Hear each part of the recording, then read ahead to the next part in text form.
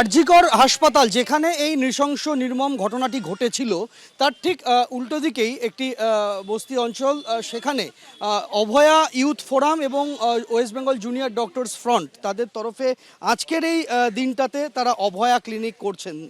যারা যারা মানুষ রয়েছেন, স্থানীয় মানুষজন, তাদের স্বাস্থ্য পরীক্ষা থেকে শুরু করে তাদেরকে চিকিৎসা পরিষেবা পৌঁছে দেওয়া, এটা যেরকম হচ্ছে, কিন্তু উদ্দেশ্যটা হচ্ছে আজকের এই দিনটা, যে দিনটাতে আজ থেকে 2 বছর আগে আরজি করে সেই নৃশংস ঘটনাটি ঘটেছিল, সেই ঘটনার স্মৃতি যা এখনও মানুষের মনের মধ্যে টাটকা, সেই স্মৃতিটা কোথাও একটা আবারও তাদেরকে তাগিদ যোগাচ্ছে যে নতুন করে এই আন্দোলন, এই লড়াইয়ে বুক বাঁধতে। আপনারা আজকে দেখতে পাচ্ছি যে আপনারা এখানে এসেছেন, সকলে রোগী দেখছেন। আজকে 2 বছর হলো, এই 2 বছরের মানে প্রাপ্তি বা অপ্রাপ্তি কি বলবেন? দেখুন, 2 বছর পেরিয়ে গেছে, প্রাপ্তির জায়গাটা সত্যি হতাশাজনক। এখনও অবধি সিবিআই যে চার্জশিট দিয়েছিল, প্রাথমিক চার্জশিট, তারপর থেকে আর কোনো সিবিআইয়ের সিট বদল হয়েছে, তদন্তকারী সংস্থা বদল হয়েছে, রোজই শুনতে পাচ্ছি কোর্টে বিচারপতিরা ক্ষুব্ধ হচ্ছেন, হতাশ হচ্ছেন, ভৎসনা করছেন, কিন্তু ফলাফল, রেজাল্ট, রাজ্য সরকার বদল হয়েছে, তারা বলছে যে ফাইল খুলবে, চেঞ্জ হবে।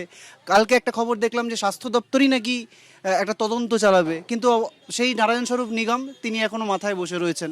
ফলত ওভারঅল প্রাপ্তির জায়গাটা কিন্তু অভয়ার বিচারের ক্ষেত্রে অত্যন্ত হতাশাজনক। কিন্তু দেখুন, বিচারের আশা তো ছাড়লে চলবে না।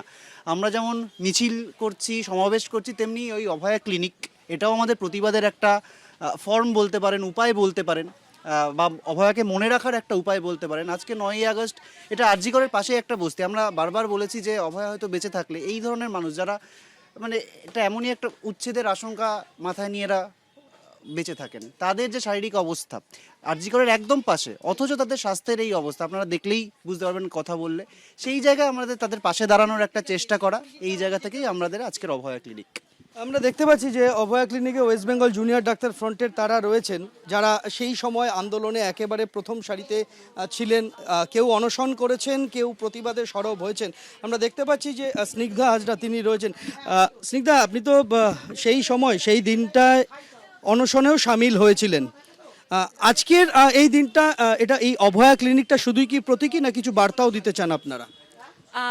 আমরা মেনলি যেটা বলতে চাই সেটা হচ্ছে যে অভয়ার ঘটনার তো বিচার এখনো অধরা, এবং তার জন্য কাকু কাকিমা যেরকম চেষ্টা করেছেন, আমরা সেরকম চেষ্টা করেছি, আরও যে আমাদের উকিল বন্ধুরা সবাই চেষ্টা করেছেন, কিন্তু বিচার অ্যাকচুয়ালি যা পাওয়া উচিত ছিল আমাদের, সেটা আমরা পাইনি। তো এই ঘটনা যাতে মানুষের মন থেকে চলে না যায়, এই ঘটনাকে আমরা প্রত্যেকবার যাতে স্মরণ করতে পারি, তার জন্য আমাদের এই অভয়া ক্লিনিক। আপনারা কেন মনে করছেন যে বিচার এখনো অধরা? তার কারণ হচ্ছে সঞ্জয় রায় ছাড়া আর কেউ কাঠগড়ায় নেই। তার কারণ হচ্ছে এসআইটি গঠন হয়েছে, 3 জনকে সাসপেন্ড করা হয়েছে, কিন্তু কেন এই 3 জনকে তদন্তের আওতায় এনে পুলিশ কাস্টাডিতে নিয়ে ইন্টারোগেট হচ্ছে না?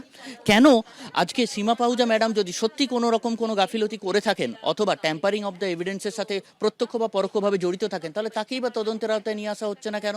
কেনই গতি প্রকৃতি নিয়ে সেই 2 বছর আগে যে জায়গায় আমরা দাঁড়িয়েছিলাম সেই জায়গাতেই আমরা দাঁড়িয়ে আছি? এর জন্যই মনে হচ্ছে যে কোনো গতি প্রকৃতি নিয়ে কোনো পরিবর্তন হয়েছে। আমি জানি না কিসের ভরসা হয়েছে, আমি জানি না।